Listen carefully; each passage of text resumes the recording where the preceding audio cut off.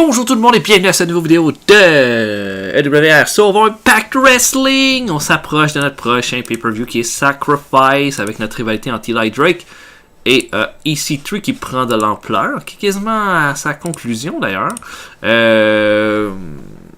En gros, pas tant d'éléments que ça à vous donner avant qu'on débute déjà le booking de cette semaine, à part que les choses vont bien, que notre image publique est à 93%, ce qui est excellent, honnêtement.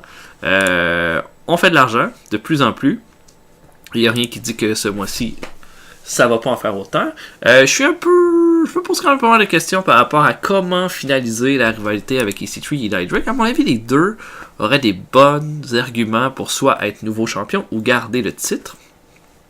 Je vais avouer que sûr que c'est EC3 et Eli Drake sont pas mes deux meilleurs lutteurs de mon roster. Par contre, c'est deux de mes lutteurs avec le plus de charisme. Ça m'assure des bons segments en général quand les deux sont là, 89 et 90 respectivement. En termes de skill, par contre, EC3 est meilleur. Eli Drake est plus ordinaire, mais pas mauvais non plus. 68 en brawl, c'est pas dégueulasse. C'est de voir ensuite, c'est aussi par rapport à la suite des choses, t'sais, qui pourrait être des bons challengers. Personnellement, je suis pas tant tenté, par exemple, là, on a la rivalité entre El Patron et Chris Hero. Je suis pas tant tenté, par exemple, de ramener El Patron comme number one contender pour les titres mondiaux tout de suite. Pas vraiment. Aleister Black, qui, à mon avis, pourrait être prêt à une rivalité. J'aimerais ça que ça se continue avec Lashley au prochain pay-per-view. Dalton Castle et Jeff Cobb. C'est une bonne rivalité. À mon avis, que ce soit Eli Drake ou EC3, Jeff Cobb ou Dalton Castle pourraient être des contenders intéressants. Parce que pour moi, Castle et Cobb ne sont pas rendus au point d'être des champions, mais ils peuvent être des bons adversaires de transition vers d'autres adversaires. Ça va être le temps de les tester, en fait. Sinon, des gars comme Ibushi et Kenny Omega, sont en tag team pour le moment, puis je pense que c'est une bonne idée de les laisser là pour le moment. Pour le reste, il n'y a pas tellement de noms convaincants qui pourraient devenir des number one contenders du côté des faces. À mon avis, Edwards et Mark Briscoe, c'est un peu la même chose. On a créé une équipe. Du côté des heels, bon, il y a Tommaso Ciampa et Johnny Gargano qui pourraient peut-être être, oui, des contenders dans un futur proche. Zack Sabre Jr. pas encore prêt, pas beaucoup de charisme non plus. Pentagon vient de commencer quelque chose avec Mysterio. Ça, je pense qu'il va falloir regarder ça de près. Johnny Impact maintenant avec Tyler Breeze. Peut-être qu'il y a trop d'équipes. Peut-être que c'est ça. Homicide et Eddie Kingston, on verra après le pay-per-view comment ça va se dessiner. Pour le reste, il n'y a pas tant que ça des number one contenders de ce côté-là non plus. Ça va être de voir qu'est-ce qu'on va faire avec tout ça. Moi, je pense qu'on va d'abord créer l'équipe avec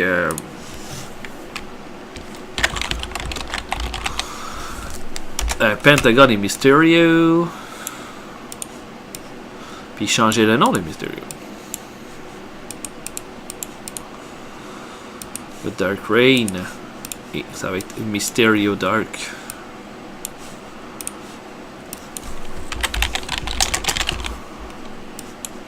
Oh. Et ça, je pense qu'on a du potentiel storyline pour quelques mois, là, avec Mysterio, Pentagon, tout le tralala. Oh, Seminole est devenu national. Cliff Compton, Christian. Ils ont signé Christian. Je pense que c'est un non-wrestler, par exemple. Christian, à ce stade-là du jeu, on peut regarder. Non-wrestler, ben oui. C'est pas si bon que ça, là, d'ailleurs. Les stats sont pas si bonnes que ça. Donc, DLT TV, mon main event, Aleister Black contre Johnny Impact pour continuer la rivalité du Six-Man Tag. Hein. C'est que Aleister Black va faire équipe avec Mark Briscoe. Et Eddie Edwards pour affronter le Beautiful Impact, qui est l'équipe de Johnny Impact et de Tyler Breeze et Bobby Lashley. Donc, on regardera ça. Et on regardera ça plus tard. Je book DLT TV. On se voit tout de suite après. À tantôt tout le monde.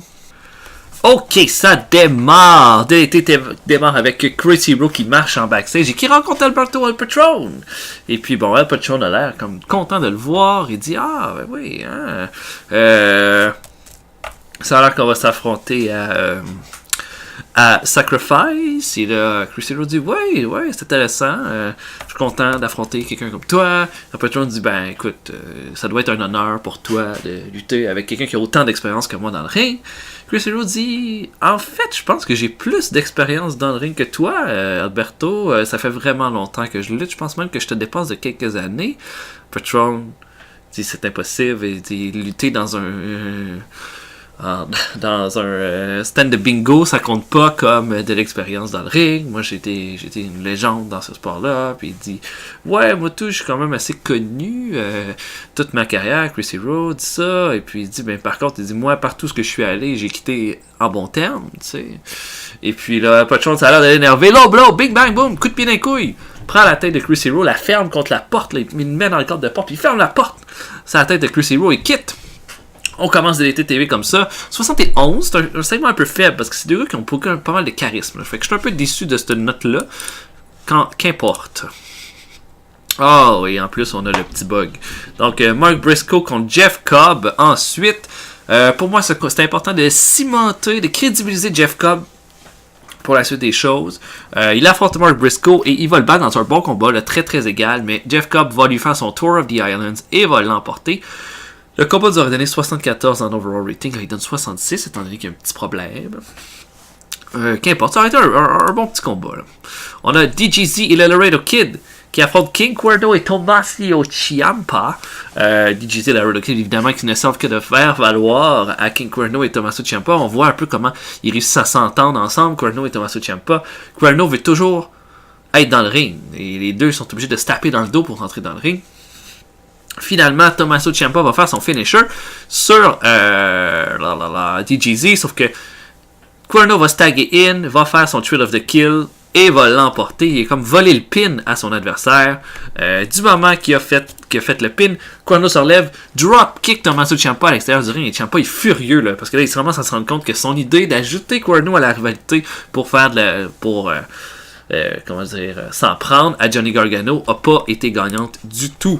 Tommaso Ciampa fait une excellente promo ensuite à 85% et il dit que King Cuerno, il savait c'était quoi son rôle dans ce match-là, c'était de s'en prendre à Gargano, mais là ça a l'air qu'il y a le titre en vue et puis que ça fonctionnera pas avec lui.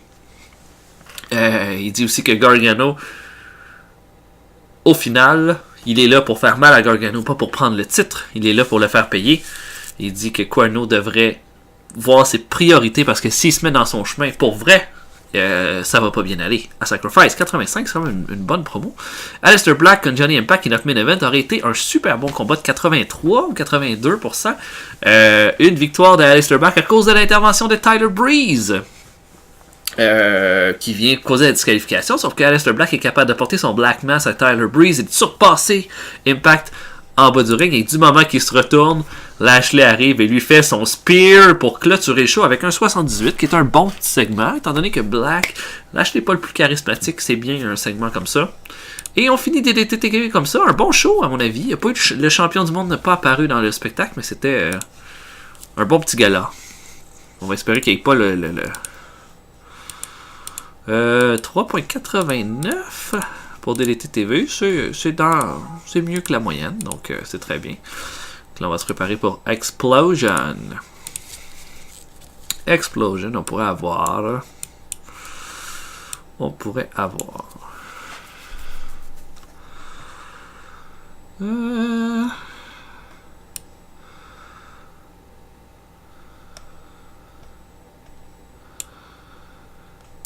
Que j'aurais Marty Scurll qui pourrait affronter un gars comme Moose parce que les deux sont Marty Scurll contre Moose, ça pourrait être notre main event. Oui, vu que c'est les deux qui sont qualifiés pour le championnat télé. Et ouais, tiens, on va le faire ensemble. Et qui ont fait gagner pour un combat entre Moose. Ben, je pense que ça pourrait être Moose qui remporte ça, mais ça veut pas dire que Marty Scurll n'a pas de chance de gagner le titre télé. C'est juste que ce soir-là, Moose était le plus fort et le plus habile. Tiens, on va le booker ensemble, ça. Sauf qu'après ça, revenge attaque de Marty Scurll. Et that's it. On va finir le show comme ça. Bon, je boucle le reste. On se voit tantôt. Ok, on débute ça avec Andrew Everett. c'est rare qu'on commence un show avec Andrew Everett avec une entrevue, mais il parle de ce qui s'est passé avec Zack Sabre Jr. la semaine passée. Il dit qu'il y a beaucoup de monde, dont Zack Sabre Jr., qui disent que sa victoire est un fluke. Everett dit qu'il a toujours été considéré comme un underdog toute sa carrière, et puis que il considère qu'il n'a pas volé sa victoire contre Zack Sabre Jr. et que quand il va le réaffronter à Sacrifice, il va montrer que sa victoire, c'était pas un fluke, qu'elle était méritée, et puis que c'est peut-être le temps qu'on commence à apprendre son nom parce qu'on va le répéter souvent dans les prochaines semaines et les prochains mois. 65, c'est très acceptable, il va gagner 2 points d'overness avec ce segment-là. Bon petit segment pour commencer, et Suicide affronte Lashley, ça se joue vite, Lashley va faire son spear sur Suicide en quelques secondes, dans un combat de 70%, mais un match côté de 76, qui était pas mauvais. Donc Lashley là, qui vraiment là, se cimente là, en vue du six-man tag contre Aleister Black. Jeff Cobb rencontre Aaron Rex en coulisses, hein. Aaron Rex dit que la semaine prochaine, il y a en fait, qu'à Impact Wrestling, il va avoir un gros combat pour avoir une chance de devenir le premier champion télé. Puis il se demandait, puis il dit, bon, je sais que tu as ton gros combat contre Dalton Castle qui s'en vient, mais on est une équipe, je t'ai toujours aidé depuis le début, je me suis dit que tu m'aides pour le combat du championnat télé, puis je vais t'aider pour ton combat contre Dalton Castle. Jeff Cobb dit, tu sais quoi Aaron, je pense que je préférerais qu'on reste de notre côté. Là, Aaron Rex commence à essayer de justifier. Là, Jeff Cobb devient sérieux, dit, j'ai pas besoin de toi. Voteur. Aaron Rex c'est comme un peu bouche bée, hein, s'attendait vraiment pas à ça. C'est un peu la fin de cette alliance-là entre les deux. Donc 78, un bon petit segment. Et Johnny Gargano fait une entrevue avant son combat, qui va être next, un combat par équipe. Gargano dit qu'il a tout vu ce qui s'est passé à DDT TV. Et puis que Tommaso Ciampa, ça a toujours été du genre à faire des trucs sans vraiment penser aux conséquences qu'elle allait avoir, comme quand il a lancé du haut de la cage. Ce qu'il dit, c'est qu'en ajoutant King Cuerno, il a ajouté le gars le plus compétitif d'Impact Wrestling dans son combat, juste pour qu'il attaque, il fasse du mal à Gargano. Sauf que ce qu'il s'est pas rendu compte, c'est que King Cuerno n'a pas d'allié. Il est toujours tout seul, et puis qu'il va venir, il a juste ajouté plus de violence dans ce combat-là. 85%, c'est une très bonne promo. Gargano, là, vraiment, vraiment très convaincant. Et là, on a un combat par équipe. Braxton Sutter qui fait équipe avec Johnny Gargano pour affronter Cedric Alexander et Spot. Donc un combat de X-Division. 65%. Un combat assez faible, en fait, malgré le fait qu'il y a 4 gars. Bon, je dirais 2 gars avec beaucoup de talent qui sont Alexander et Gargano. Gargano est tellement nice qu'il va laisser Braxton Sutter faire le pin de la victoire, son flatliner, sur Spud pour la victoire. 65%, un peu faible. Et le main event, Moose affronte Marty Scurll, un bon combat, 73%, 76% en match quality. On va donner la victoire à Moose qui va le battre avec son hit stick. Et il va faire le 1, 2, 3. Sauf qu'après le combat, Marty Scurll va faire son crossface chicken wings. Donc on attise un peu là, en vue de notre pay-per-view.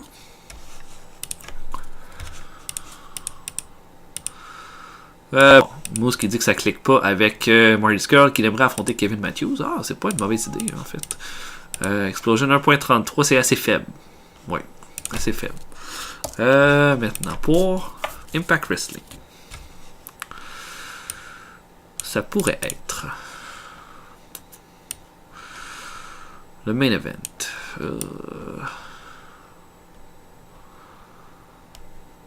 Je serais tenté de faire un Cuerno contre Gargano. Mon seul problème avec ça, c'est que je pense que je vais donner beaucoup de temps. J'aurais pas nécessairement donné plus de combats plus de temps d'antenne à Cuerno, Gargano et Ciampa pour cette semaine. Pour être Pentagon.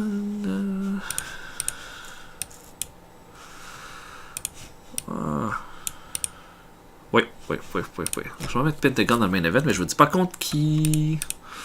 Ok. Donc, on va commencer ça. Je book, ça va être une surprise. Le main event va être une surprise. Donc, on regardera ça tantôt. Et puis, ben c'est ça. Donc, à tantôt tout le monde. Ok, et ça commence dans un excellent combat pour commencer avec Andrew Everett qui fait kick avec Chris Hero pour affronter El Patron et Zack Sabre Jr. Un excellent match quality de 90%. Donc tout un opener. Everett et Chris Hero contre El Patron et Zack Sabre Jr. La façon que le combat va se faire, bon. Everett va se faire dominer quand même assez largement pendant le combat par El Patron et surtout par Zack Sabre Jr. Hero va faire le hot tag, va dominer quand même assez pour tout le kit, alors qu'il a la victoire, va faire son gros coup de coude derrière la tête, tag à Everett. Everett va faire son double moonsault sur Zack Sabre Jr. pour la victoire. C'est encore une autre grosse victoire et là cette fois une victoire par pin sur Zack Sabre Jr. El Patron va perdre 1 point d'overness, tout comme Zack Sabre Jr. Chris Hero va en gagner 1 et Everett va en gagner 2. C'est ça. Bon petit match là qui permet d'élever Everett un peu. Ensuite de ça, le Dark Reign arrive au ring. Avec l'espèce de grosse musique dark puis tout ça. Mysterio va prendre le micro en disant que ce qui s'est passé, il peut pas vraiment le comprendre. C'était juste un appel qu'il a fallu qu'il réponde.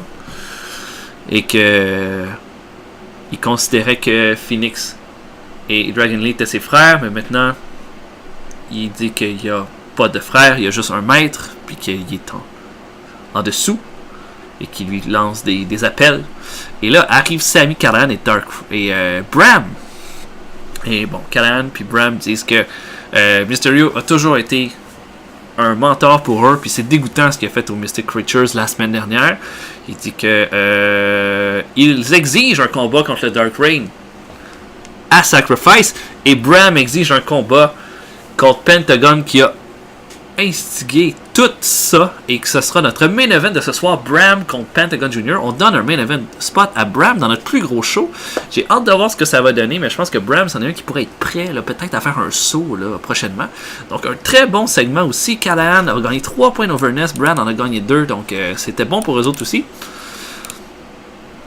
Dalton Castle affronte Trevor Lee dans un excellent combat, 93 de match quality. Dalton Castle qui va l'emporter avec son Bangarang dans un super bon combat. C'est bon pour Trevor Lee, ça va lui donner de l'overness. Après le combat, Jeff Cobb s'amène au ring. Castle se met devant lui avec le micro et dit il a vu ce qu'il a fait avec Aaron Rex, il dit que c'était la chose à faire, puis qu'il a hâte de l'affronter à Sacrifice. Jeff Cobb dit tu devrais pas avoir hâte de m'affronter, je vais te détruire à Sacrifice. T'es une marche de plus vers mon ascension au sommet, et puis c'est à Sacrifice que je vais tout terminer ça. 69, c'est un petit peu bas, mais en même temps Cobb a pas beaucoup de charisme, donc c'est compréhensible. Eli Drake est en coulisses, il parle contre EC3 encore une fois, et il dit qu'il est tellement certain qu'il va devenir champion. Il dit qu'à la fin du show d'Impact Wrestling, il va lui-même faire sa pré-célébration avec le titre. Et que ça va être ce soir que ça va se passer. 88, excellent segment. Jusqu'à là, on est en train d'avoir un très bon Impact Wrestling. On a une vidéo de Matt Riddle qui va commencer la semaine prochaine dans le ring pour Impact Wrestling. 65. Kota Ibushi affronte Homicide. Du côté d'Ibushi, Kenny Omega est avec Ibushi. Du côté d'Homicide, Eddie Kingston est là. Dans un très bon combat, back and forth. Ibushi va surprendre Homicide avec un Last Ride Powerbomb pour la victoire. Un combat correct. 81. Et après le combat, les Outlying sont furieux, blablabla. On vient de la pause, ils sont en coulisses avec Katrina. Ils disent que c'est pas de la lutte simple qui va se passer à Sacrifice, c'est de la lutte par équipe. Puis au niveau de la lutte par équipe, personne n'a jamais été capable de les battre, ni les Golden Lovers qui ont déjà essayé, et dans une cage à part de ça. Il dit que si les Golden Lovers sont prêts, ils exigent de les affronter dans un combat par échelle à Sacrifice, dans ce qui va être la finalité de cette rivalité-là. Un bon 80% pour ce segment. Katrina va gagner 2 points d'overness. Très bon, très bon. Eddie Edwards affronte Aaron Rex. Le gagnant avance dans le tournoi télé. Pendant qu'Eddie Edwards fait son entrée, par exemple, il est attaqué par Johnny Impact et Tyler Breeze, le Beautiful Impact, qui tabasse Edwards. Aaron Rex, lui, a juste à ramener Edwards dans le ring. Il va dominer la majorité du combat. Eddie Edwards est comme à moitié vidé. Aaron Rex va y faire son Revelator pour la victoire. Aaron Rex s'en va donc à Sacrifice avec Moose et Marty Scurll pour devenir le premier champion télé. 76, bon petit combat. Et notre main event, 76 aussi. C'est Bram contre Pentagon Dark, un bon combat. Pas fabuleux par contre. Pentagon va l'emporter à cause d'une intervention de Rey Mysterio qui va faire un 619 alors qu'il était dans les cordes. Et puis Pentagon va juste avoir à faire son Fear Factor ensuite. Sami Callihan va arriver ensuite avec une chaise et Pentagon et Mysterio Dark vont préférer quitter le ring. Et c'est comme ça que ça va se terminer. Et Eli Drake va évidemment vouloir faire sa célébration. Ça va. Et là, il y a une mascotte qui arrive, lui donner un gâteau. La mascotte, c'était EC3. Lance le gâteau dans le village. Eli Drake va lui faire son 1%er ensuite. Et on finit le show comme ça, 80%. C'était un bon Impact Wrestling, à 78. Donc voilà pour le show. C'est le genre de show que j'aurais aimé savoir, personnellement. Ok, on va regarder ça. Bon, Aaron Rex qui préférait affronter Kota Ibushi que Eddie Edwards. Quand même. On a battu WWE Saturday pour les ratings, 5.18. On est à 80. Oh my god. Si près. 5.18, c'est notre plus haut ratings qu'on a jamais eu. Wow. Holy moly. Ok. Ben voilà. Bon, là, Mysterio, faut changer sa gimmick par exemple. Parce que ça lui enlève de l'overness. C'est pas un héros.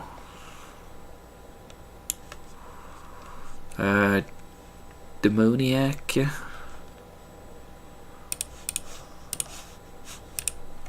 Oh, non, il veut pas cette gimmick-là. Bon, on va y en donner une autre. Oh, il y a une gimmick de ninja.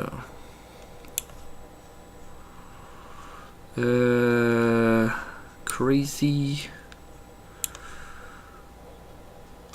Demon. Evil. Evil, ça va faire l'affaire. Ok, ben c'était ça pour ça. Donc la prochaine semaine va être notre dernière avant le PPV qui va être Sacrifice. Bien hâte de voir ça. Je trouve qu'on a eu une bonne semaine. Là. Toutes les storylines ont bien avancé. Et j'espère que vous avez apprécié. On va se voir évidemment pour un prochain épisode prochainement. Mon nom était le Retro Pile Driver. Je vais vous souhaiter une excellente journée à tout le monde.